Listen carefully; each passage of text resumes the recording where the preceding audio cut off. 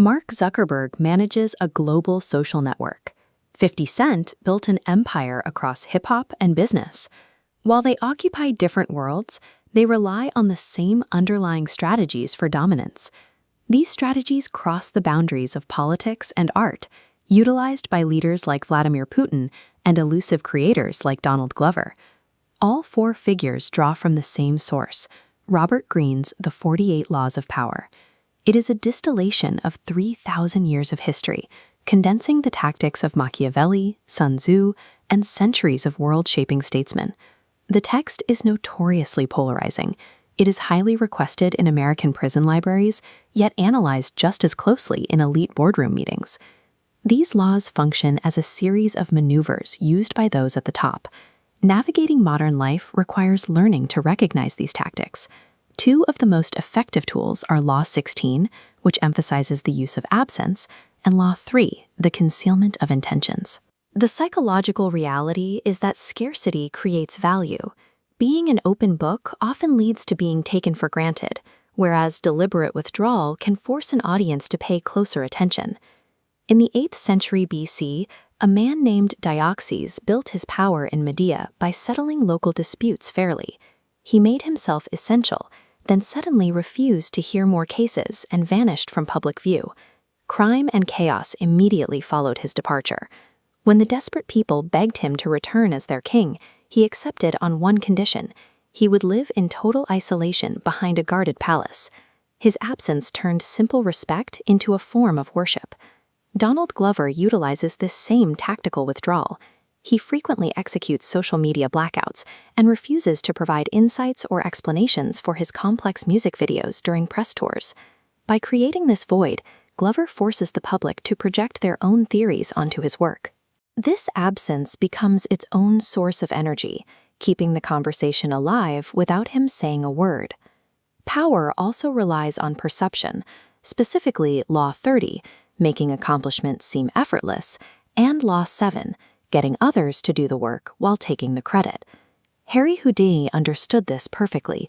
He spent years mastering grueling physical escapes, but concealed every ounce of that effort from his audience to maintain an aura of magic. Thomas Edison took a similar approach. While his public image was that of a tireless, singular inventor, he relied heavily on the engineering work of others, most notably the brilliance of Nikola Tesla.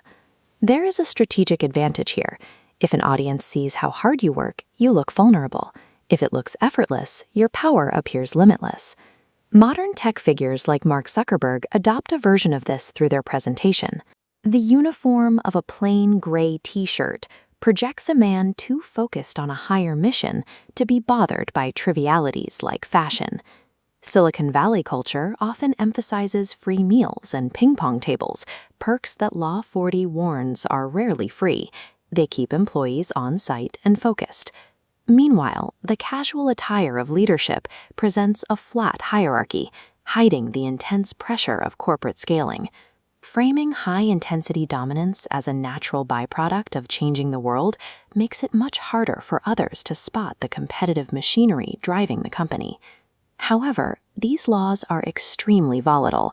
Misreading the master or the environment can lead to a crushing counterstroke. Law 1 warns, never outshine the master. The Byzantine Emperor Michael III promoted a subordinate named Basilius, only for Basilius to accumulate so much power that he eventually murdered the emperor to take his place. Failing to manage reputation also carries a cost. Chiang Kai-shek's inability to crush the communist forces under Mao Zedong in 1937 allowed Mao to rebuild his reputation and his strength. Within a decade, the power balance shifted entirely, forcing Chiang's army to flee to Taiwan. Influence relies on the target's willingness to believe the performance. Once the strings become visible, the player becomes the target. Power functions as a relationship that shifts based on constant movement. The final and perhaps most critical rule for survival in a chaotic modern world is Law 48, assume formlessness.